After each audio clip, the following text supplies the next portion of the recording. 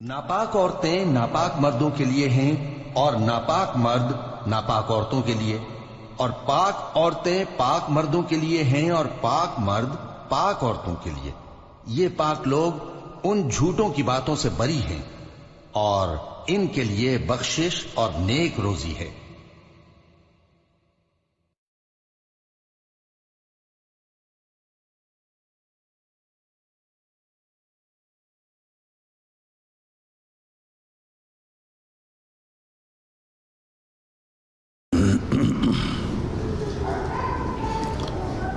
الحمد لله نحمده ونستعينه ونستغفره ونعوذ بالله من شرور أنفسنا ومن سيئات أعمالنا من يهده الله فلا مضل له ومن يضلله فلا هادي له وأشهد أن لا إله إلا الله وحده لا شريك له وأشهد أن محمدا عبده ورسوله أما بعد فإن خير الحديث كتاب الله وخير الهدي هدي محمد صلى الله عليه وسلم وشر الأمور محدثاتها وكل محدثة بدعة وكل بدعة ضلالة وكل ضلالة في النار من يطع الله ورسوله فقد رشد واهتدى ومن يعص الله ورسوله فقد ضل وغوى اللهم صل على محمد وعلى آل محمد كما صليت على إبراهيم وعلى آل إبراهيم إنك حميد مجيد اللهم بارك على محمد وعلى آل محمد كما باركت على إبراهيم وعلى آل إبراهيم إنك حميد مجيد رب اشرح لي صدري ويسر لي أمري واحلل عقدة من لساني يفقه قولي رب زدني علما سبحانك لا علم لنا إلا ما علمتنا إنك أنت العليم الحكيم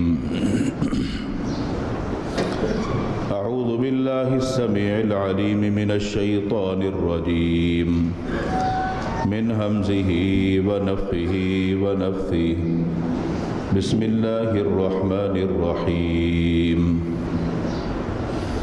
يا أيها الذين آمنوا لا تتخذوا اليهود والنصارى أولياء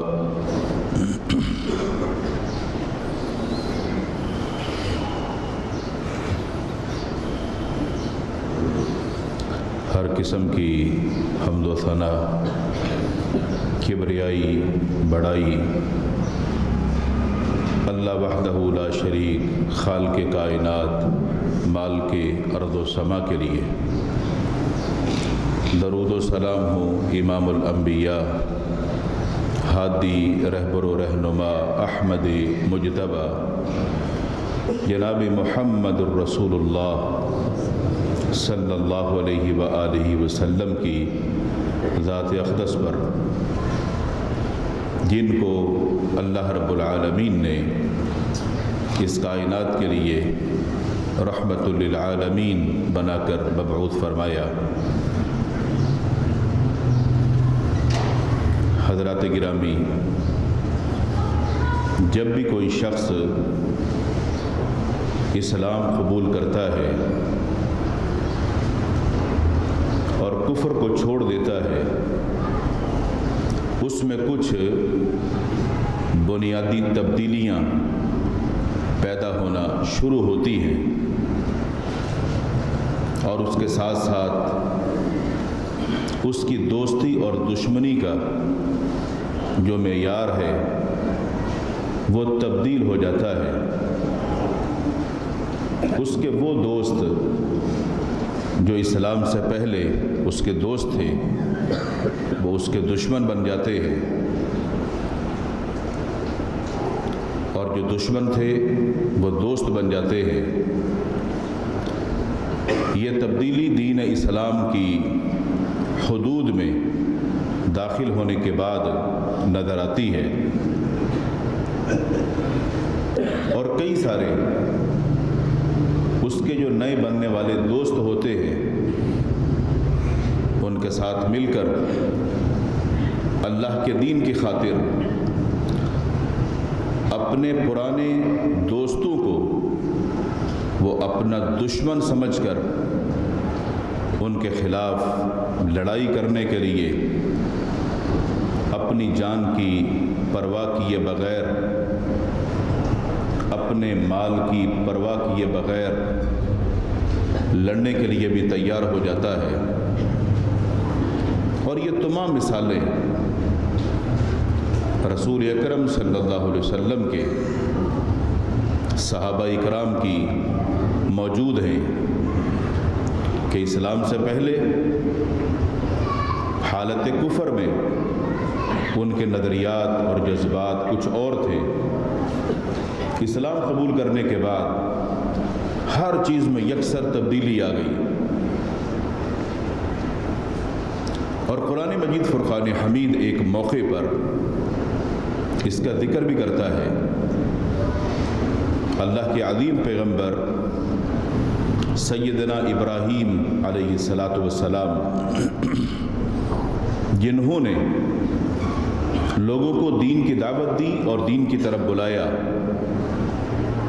ان کے جو ماننے والے تھے ان کے ایمان اس قدر مضبوط اور پکے ہو گئے کہ وہ اپنے ہی رشتہ دار جنہوں نے اسلام قبول نہیں کیا تھا ان کے سامنے ڈٹ کر کھڑے ہو گئے، اور اللہ تعالیٰ نے ارشاد فرمایا قد كانت لكم اسوة حسنة في ابراہیم والذین معه، لوگوں تمہارے لیے بھی یعنی امت محمدیہ کے لیے بھی ابراہیم علیہ السلام اور ان کے جو ماننے والے ہیں وہ بہترین نمونہ ہیں۔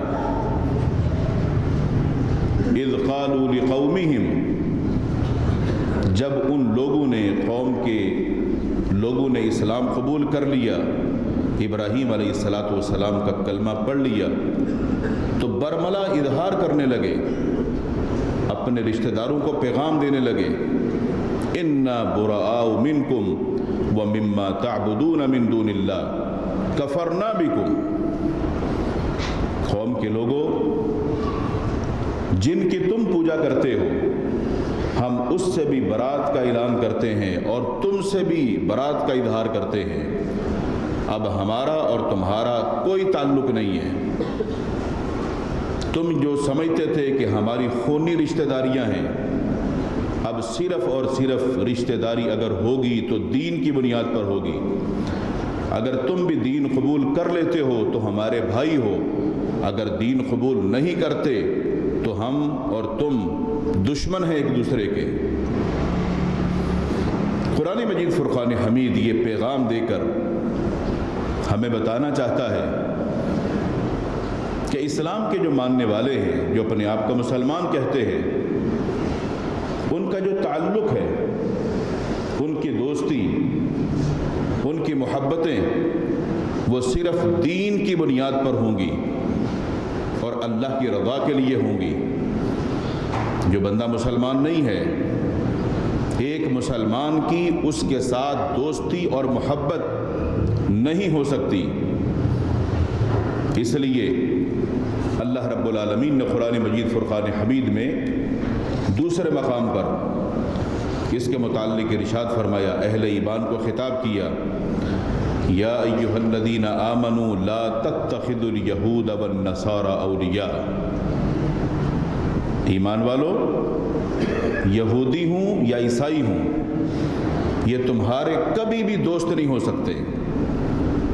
بے شک تم سمجھو کہ یہ میرا دوست ہے، میرا ساتھ دیتا ہے، مجھ سے محبت کرتا ہے، مشکل وقت میں میرے ساتھ کھڑا ہوتا ہے، لیکن میں تمہارا پروردگار تم سے کہتا ہوں لا تتخذوا الیہود والنصارى اولیاء، ان کو کبھی بھی دوست نہ بنانا۔ حقیقت یہ ہے بعضهم اولیاء بعض، یہ آپس میں ایک دوسرے کے تو دوست ہو سکتے ہیں، جو غیر مسلم ہیں یہ آپس میں ایک دوسرے کے تو دوست ہو سکتے ہیں، مگر تمہارے کبھی بھی سچے دوست نہیں ہو سکتے ہیں۔ ان کی زبان کی جو مٹھاس ہے اس سے متاثر نہ ہونا، یہ نہ سمجھ بیٹھنا یہ تمہارے بھروسہ مند ہیں، وقتی طور پر تمہارے دل کو جیتنے کے لیے، اعتماد حاصل کرنے کے لیے یہ کچھ بھی کر سکتے ہیں، لیکن حقیقت میں یہ تمہارے دوست نہیں ہو سکتے۔ یہ بات ہمیں کون بتا رہا ہے؟ ہمارا رب ہمیں بتا رہا ہے وَمَنْ أَصْدَقُ مِنَ اللَّهِ قِيلًا، اللہ سے بڑھ کر سچا کون ہو سکتا ہے؟ جو بات اللہ ارشاد فرماتا ہے اس میں شک کی کوئی گنجائش نہیں ہے۔ آگے ارشاد فرمایا وَمَنْ يَتَوَلَّهُمْ مِنْكُمْ، اگر تم میں سے کوئی ان کی طرف جھکتا ہے تو پھر یہ یقین کر لو وہ انہی میں سے ہے۔ اگر تمہارا جھکاؤ ان کی طرف ہے، تم سمجھتے ہو کہ نہیں، ایسا کچھ بھی نہیں ہے، یہ تو سچی محبت کرنے والے لوگ ہیں، ساتھ دینے والے لوگ ہیں، جان دینے والے لوگ ہیں۔ فرمایا اگر تم میں سے کوئی ان کی طرف جھکاؤ رکھتا ہے، ان کی طرف جاتا ہے، تو پھر یاد رکھو وہ بھی انہی میں سے ہوگا۔ اور اللہ تعالیٰ کا یہ ارشاد فرما دینا یہ کافی ہے یہ بات سمجھنے کے لیے کہ مسلمان آپس میں ایک دوسرے کے ساتھ جو تعلق رکھیں گے وہ تعلق ایک بنی ہوئی دیوار کی طرح مضبوط ہونا چاہیے، لیکن مسلمان غیر مسلموں کے ساتھ جو تعلقات رکھیں گے وہ سچی دوستی پر قائم نہیں ہونی چاہیے۔ اگر آپ کا ان کے ساتھ کاروبار ہے تو ایک کاروبار کی حد تک، ان پر اندھا اعتماد مت کرو کہ یہ تمہارے جانثار یا وفادار ہو سکتے ہیں۔ کاروباری حد تک لین دین اور معاملات کے اندر تم ایک دوسرے کے ساتھ بے شک تجارت کرو، مگر یہ لوگ دوستی کے قابل، بھروسے کے قابل نہیں ہیں۔ گویا کفار سے جو بندہ دوستی رکھے گا اس کو اپنا دکھ اور سکھ کا ساتھی سمجھے گا، تو اللہ یہ فرماتا ہے کہ پھر تم ان کو اچھا سمجھتے ہو اور اپنے مسلمانوں کو اچھا نہیں سمجھتے ہو۔ اور بہت سارے لوگ معاشرے میں ایسے موجود ہیں جن کی زبانوں سے یہ الفاظ نکلتے ہوئے ہم نے بھی سنے ہیں کہ مسلمانوں سے تو غیر مسلم اچھے ہیں، کاروبار کے اندر، تجارت کے اندر، لین دین کے اندر، معاملات کے اندر، یا سچائی کے اندر، یا امانت داری کے اندر کہ وہ خیانت نہیں کرتے ہیں۔ ہاں شاید وقتی طور پر ایسا ہو سکتا ہے، لیکن یہ بات یاد رہے ایک مسلمان کے پاس جو ایمان ہے، ایمان یہ سب سے بڑا قیمتی سرمایہ ہے اس کے پاس، اور یہ ایمان ہی تو کافر کے پاس نہیں ہے۔ ایک مسلمان چور ہو سکتا ہے، ایک مسلمان کمزور ہو سکتا ہے، ایک مسلمان میں کمیاں ہو سکتی ہیں، ایک مسلمان کوتاہیاں کر سکتا ہے، یہ ساری چیزیں اس کے اندر موجود ہو سکتی ہیں، لیکن کیا ایک مسلمان کے ایمان کے مقابلے میں ایک کافر کی چند اچھائیوں کو دیکھ کر ہم اپنے مسلمانوں کو چھوڑ دیں گے، ان پر سے بھروسہ اٹھا لیں گے؟ ایک مسلمان اگر آپ کی امیدوں پر پورا نہیں اترتا، آپ کے اعتماد پر پورا نہیں اترتا، تو اس کا ہرگز یہ مقصد نہیں ہے کہ تمام مسلمان ایسے ہی ہوتے ہیں۔ جہاں تک تعلق مسلمانوں کے علاوہ کفار کا ہے، ان سے تو دوستی اور تعلقات اور محبتیں یہ تو ہمارا رب ہمیں منع کر رہا ہے کہ یہ اس قابل نہیں ہے، تم مسلمان ہو، تمہارے پاس ایمان ہے، اللہ تم سے محبت کرتا ہے اور تمہاری محبت اہل ایمان کے بجائے اللہ کے دشمنوں کے ساتھ ہے، یہ کیسے ہو سکتا ہے؟ دنیاوی اعتبار سے بھی اس کی کئی ساری مثالیں آپ سمجھ سکتے ہیں۔ اگر ایک شخص آپ کے والد کا یا بڑے بھائی کا دشمن ہے تو آپ اس سے دوستی لگائیں گے؟ اگر آپ یہ کہتے ہیں کہ یہ اس کی دشمنی تو میرے باپ کے ساتھ ہے، بڑے بھائی کے ساتھ ہے، مگر میرا تو یہ دوست ہے نا، آپ کا وہ سچا دوست کیسے ہو سکتا ہے؟ اس کو یقیناً آپ سے کوئی لالچ ہو سکتا ہے جس کی وجہ سے وہ آپ کے قریب ہے، مگر جو بات میرا رب ارشاد فرما رہا ہے ہمیں اس کو دل سے قبول کرنا اور ماننا ہے۔ ان سے دوستی کرنا تو دور کی بات ہے، ان کی ہم مشابہت تک اختیار نہیں کر سکتے کہ ہمیں ان کی کوئی چیز متاثر کرتی ہے ہم بھی اس کو اپنانا شروع کر دیں، جس کے بارے میں رسول اکرم صلی اللہ علیہ وسلم نے ارشاد فرمایا من تشبہ بقوم فہو منہم، جو کسی قوم کی مشابہت اختیار کرتا ہے وہ انہی میں سے ہوگا۔ مسلمان کفار کے ساتھ دوستی تو دور کی بات ہے، ان کی مشابہت تک اختیار نہیں کر سکتے، جس طرح دور حاضر میں مسلمان کفار کی مشابہت اختیار کرنے پر تلے ہوئے ہیں۔ اور یہ بات یاد رہے،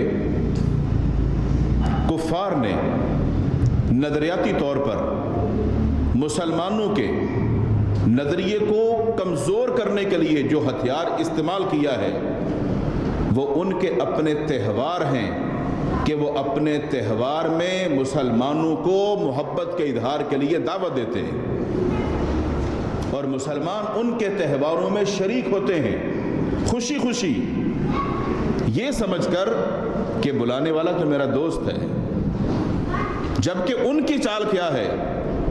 تم سے تمہارا جو قیمتی سرمایہ ایمان ہے وہ چھیننا کہ یہ ایمان سے ہاتھ دھو بیٹھے، اس کی دوستیاں، اس کی محبتیں، اس کے تعلقات ہم سے مضبوط ہوں تو اسلام سے خود بخود کمزور ہو جائیں گے، کیونکہ جس طرح کے تہوار کفار کے ہیں اسلام کا کوئی بھی تہوار ایسا نہیں ہے، اسلام کے اپنے طریقے ہیں۔ دین اسلام کے اندر اگر تہوار عیدین ہیں تو اس کا بھی ایک طریقہ ہے، ایسا نہیں ہے کہ اس تہوار کے اندر مرد عورتیں سارے اکٹھے ہوں، ان کے اندر اختلاط ہو، ان میں ملاقاتیں ہوں، محبت کے اظہار ہوں۔ دین اسلام کے اندر ایسا کوئی طریقہ نہیں ہے۔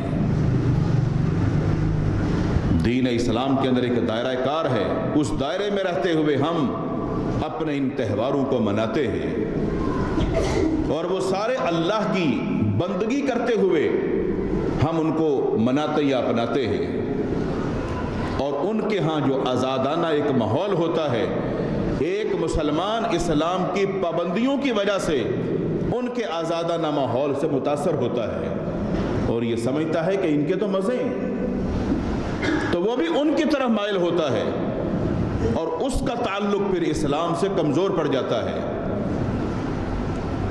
دین اسلام نے جن وجوہات کی بنا پر مسلمانوں کو غیر مسلموں کے تہواروں سے دور رہنے کا حکم دیا، اس میں سب سے پہلی بات یہ ہے ایک مسلمان کو اپنے ایمان کی خیر منانی چاہیے۔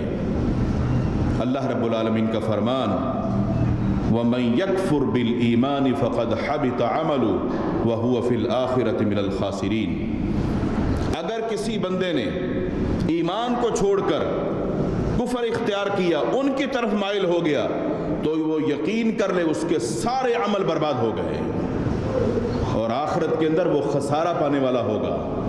سمجھتے ہو خسارہ کیا ہے؟ اس کی نیکیوں کا اس کو کوئی فائدہ نہیں ہوگا، نیکیاں تو دنیا میں ہی برباد ہو گئی۔ وجہ کیا تھی؟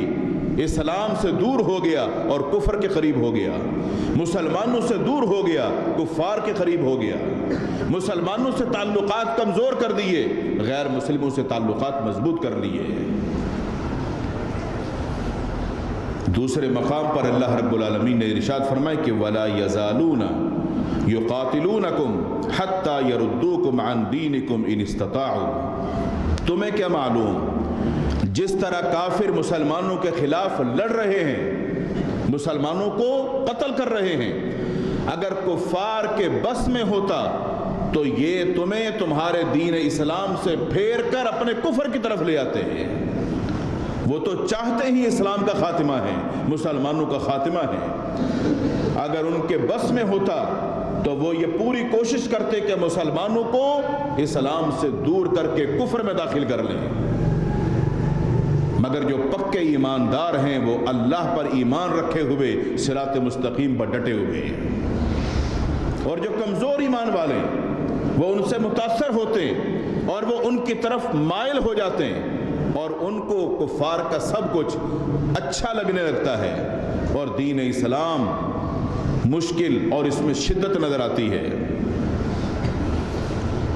اور ان میں سے ایک سبب کفار کے تہواروں سے اللہ نے جو منع کیا، اس کے رسول نے روکا کہ ان سے تعلقات نہ رکھو، اس کا ایک سبب یہ بھی ہے کہ مسلمانوں کا ایک عقیدہ ہے الولا والبرا۔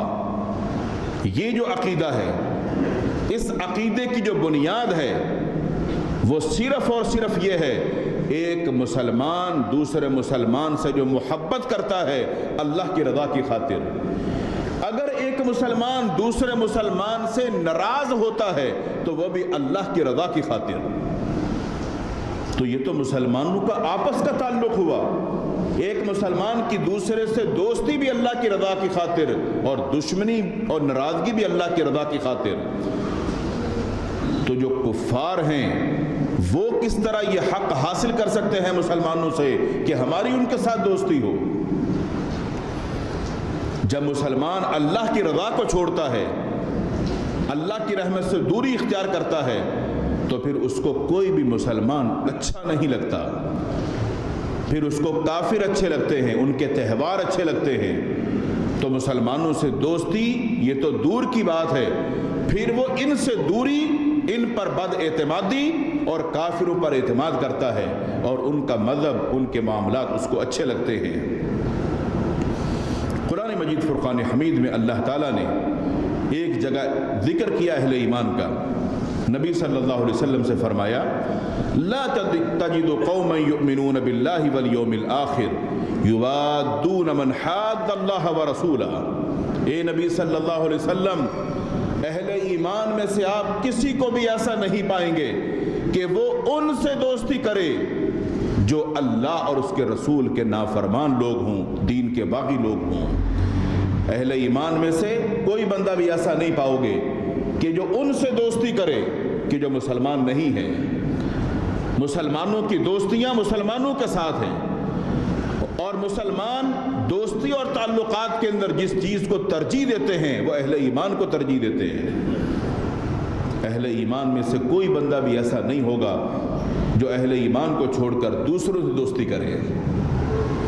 گویا کہ ہمارا رب جو ہمیں پیغام دینا چاہ رہا ہے، وہ پیغام اہل ایمان کے لیے یہ ہے کہ ہماری محبتیں، ہمارے تعلقات اللہ کے ساتھ، اس کے رسول صلی اللہ علیہ وسلم کے ساتھ اور ان کے ماننے والوں کے ساتھ ہے، ان کے نافرمانوں اور باغیوں اور سرکشیوں کے لیے نہیں۔ کفار کے تہواروں میں ایک ان کا جو مشہور تہوار ہے وہ ہے ویلنٹائن ڈے۔ یہ محبت کے پیغام کو پھیلانے کا یہ ان کا ایک بہت بڑا تہوار کہلاتا ہے۔ 14 فروری کے دن اس تہوار کو منایا جاتا ہے۔ یہ تہوار مسلمانوں کا نہیں، یہ تہوار غیر مسلموں کا ہے، یہ کفار کا ہے، اور اس کی ایک تاریخ ہے۔ مگر ہم دیکھتے ہیں مسلم معاشرے کے اندر رہنے والے جو غیر مسلم ہیں، ان میں نوجوان لڑکے اور نوجوان لڑکیاں ایک دوسرے کو وہ اس دن محبت کے پیغام بھیجتے ہیں۔ کیوں؟ یہ ان کا تہوار ہے، غیر مسلموں کا تہوار ہے نا۔ مسلم معاشرے کے اندر وہ لوگ اپنا یہ تہوار مناتے ہیں، محبت کے پیغام دیتے ہیں، پھول پیش کرتے ہیں، تحفے تحائف دیتے ہیں. کیوں؟ یہ ان کا تہوار ہے. اور ان کے درمیان جو یہ سب تبادلے ہوتے ہیں وہ کہتے ہیں جب یہ ہمارا تہوار ہے تو ہم اس کو منائیں گے. مگر یہ بات یاد رہے، اسی مسلم معاشرے کے اندر رہنے والے جو مسلمان ہیں وہ پابند ہیں اللہ کے دین اور شریعت کے. یہ تہوار مسلمانوں کا نہیں، یہ تہوار کفار کا ہے. مگر آج آپ دیکھیں گے ان کے مقابلے میں مسلمان بھی پیچھے نہیں ہیں. یہ تہوار آج مسلمان بھی منا رہے ہیں. ایک مسلمان کا قدم اٹھانا، ایک مسلمان کا نظریں اٹھانا، ایک مسلمان کا زبان کو حرکت دینا، یہ سب کچھ ہونا چاہیے شریعت کی حدود کے اندر، اپنی مرضی سے نہیں. رسول اکرم صلی اللہ علیہ وسلم نے ایک موقع پہ ارشاد فرمایا، اضمنوا لی ستا من انفسکم اضمن لکم الجنہ.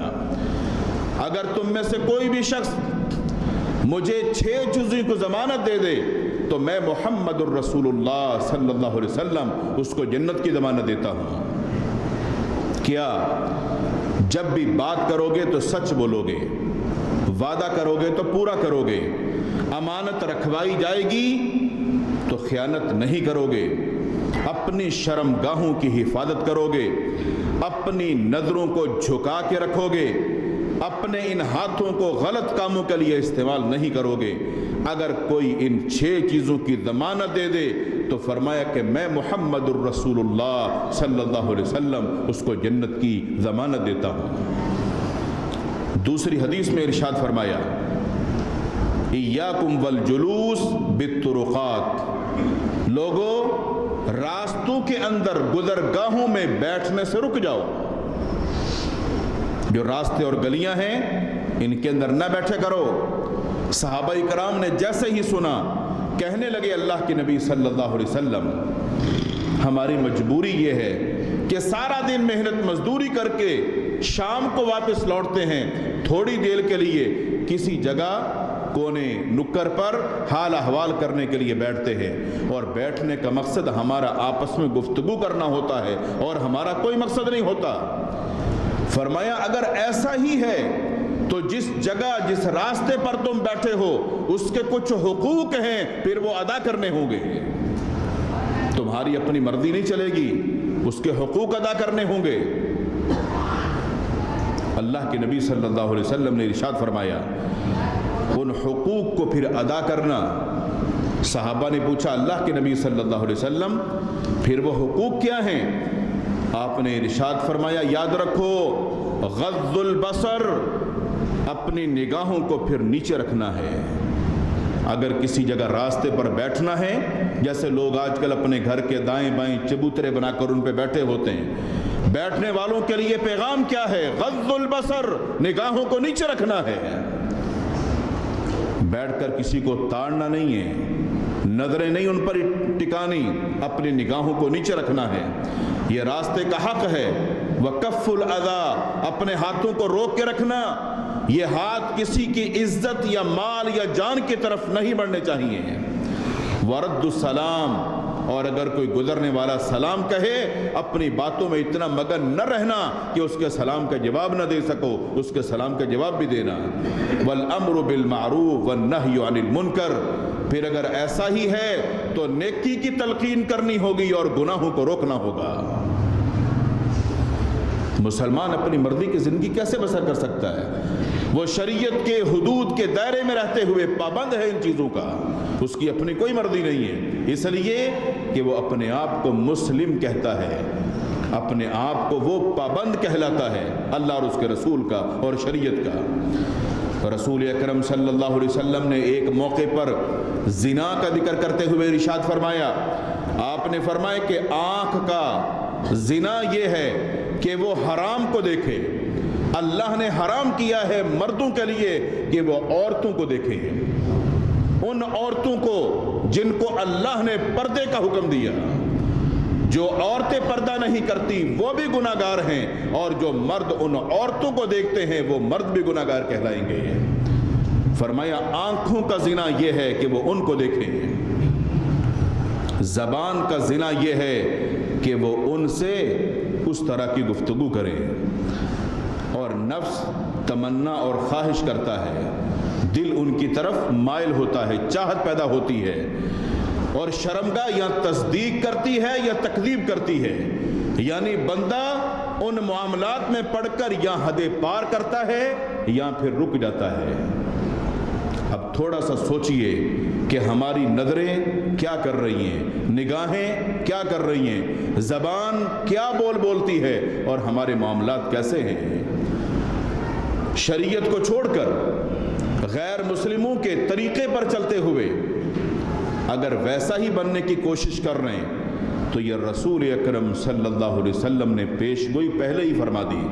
فرمایا لَتَتَّبِعُنَّ سُنَنَ مَنْ كَانَ قَبْلَكُمْ شِبْرًا شِبْرًا، تم ضرور پہلے جو امتیں گزر چکی ان کے نقش قدم پہ چلو گے۔ ہم سے پہلے جو قومیں گزر چکی تم لوگ ان کے نقش قدم پہ چلو گے، اور تمہارا چلنا بالش در بالشت ہوگا۔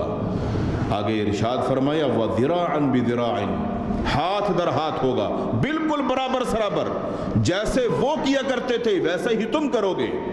حتیٰ یہاں تک کہ لو دخلوا جحر ضب تبعتموہم، اگر ان میں سے کوئی گوہ کے بل میں بھی گھسا تھا ان کی پیروی کرتے ہوئے تم بھی گوہ کے بل کے اندر گھسو گے۔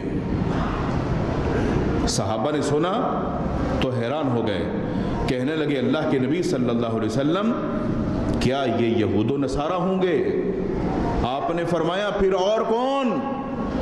یہ یہود و نصارہ ہی ہیں جن کے طریقوں کو دیکھ کر تم لوگ ان کی پیروی کرو گے۔ اور آج امت محمدیہ کے لوگ یہود و نصارہ کو دیکھ کر ان کے راستوں پر چل رہے ہیں اور ان کی چیزوں کو اپنا رہے ہیں اور ان کی مشابہت اختیار کر رہے ہیں۔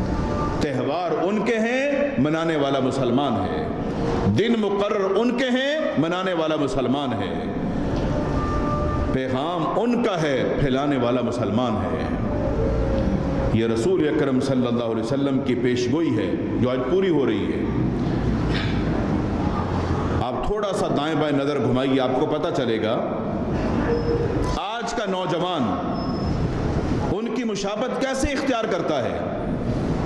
نوجوان بڑے بڑے بال رکھتے ہیں، اور یہ بات یاد رہے اللہ کے نبی صلی اللہ علیہ وسلم سے یہ کندھوں تک بال رکھنا ثابت ہے، کندھوں تک، لیکن یہ بال پورے ہونے چاہیے، ایسا نہیں آگے سے کٹے ہوئے اور پیچھے چھوڑے ہوئے، ایسے نہیں، پورے بال یہ مکمل یہاں کندھوں تک رکھ سکتے ہیں، سنت ہے۔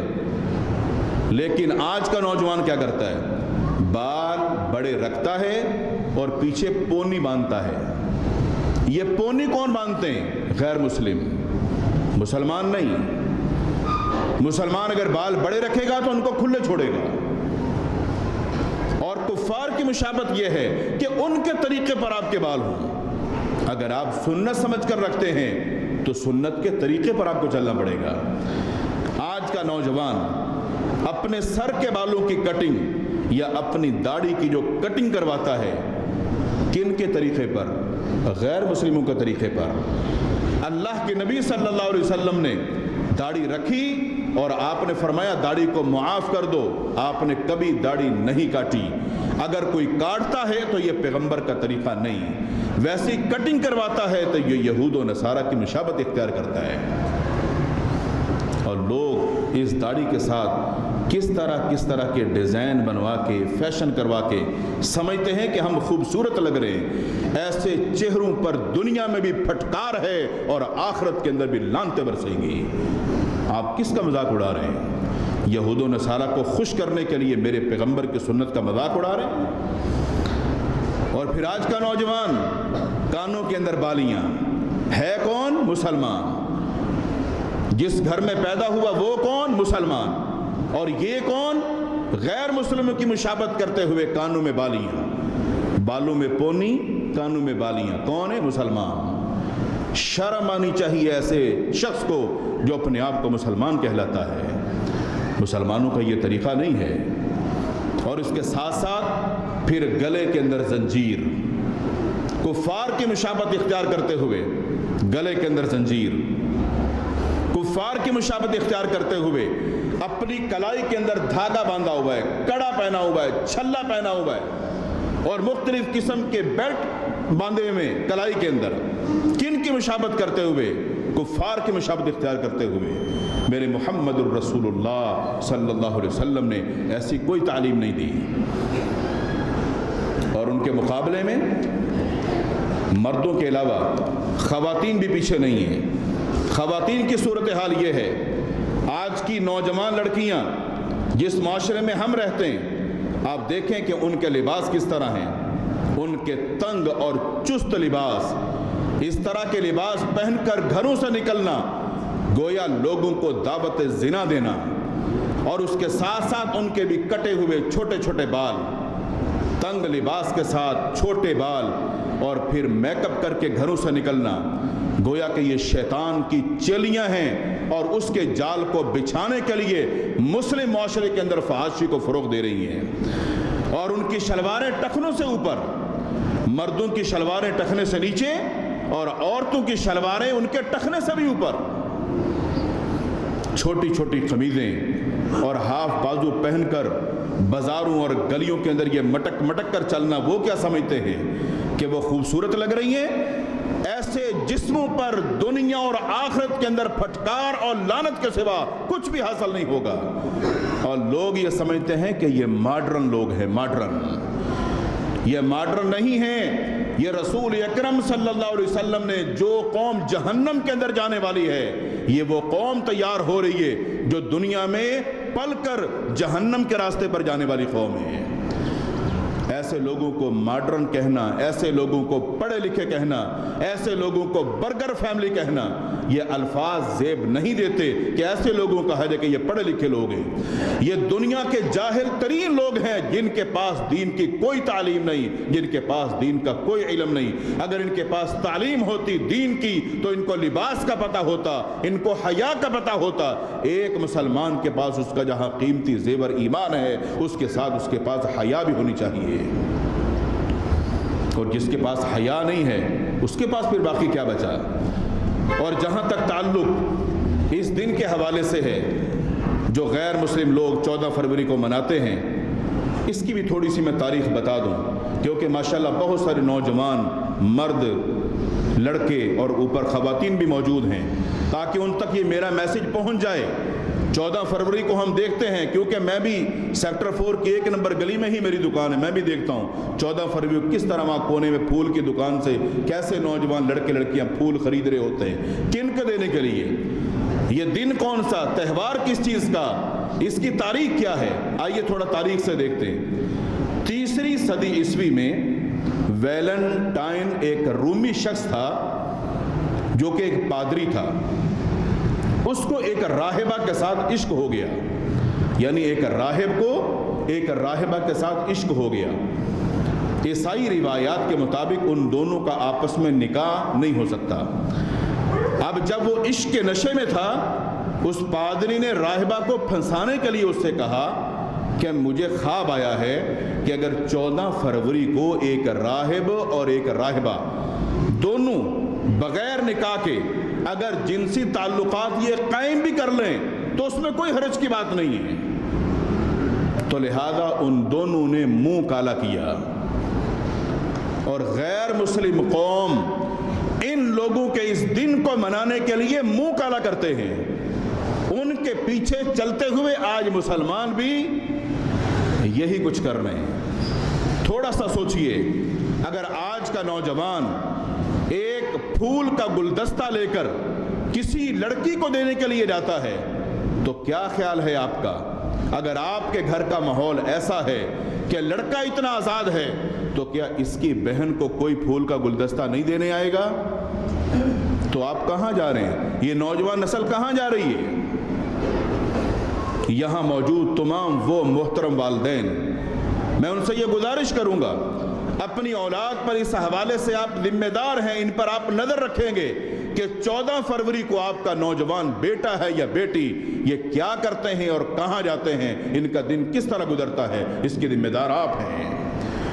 اگر ایک مسلم گھرانے کے اندر ایسی کوئی بات ہوتی ہے تو قیامت کے دن آپ اللہ کی عدالت میں کیا جواب دیں گے؟ گویا کہ پھر آپ کے گھر سے حیا کا جنازہ اٹھ چکا، اور جس جگہ یا جس شخص میں حیا باقی نہ رہے وہاں کچھ باقی نہیں رہتا۔ اللہ تعالی ہم سب کو دین کو سیکھنے، سمجھنے، اپنی اصلاح کرنے اور عمل کرنے کی توفیق عطا فرمائے۔ وآخر دعوانا الحمدللہ رب العالمین۔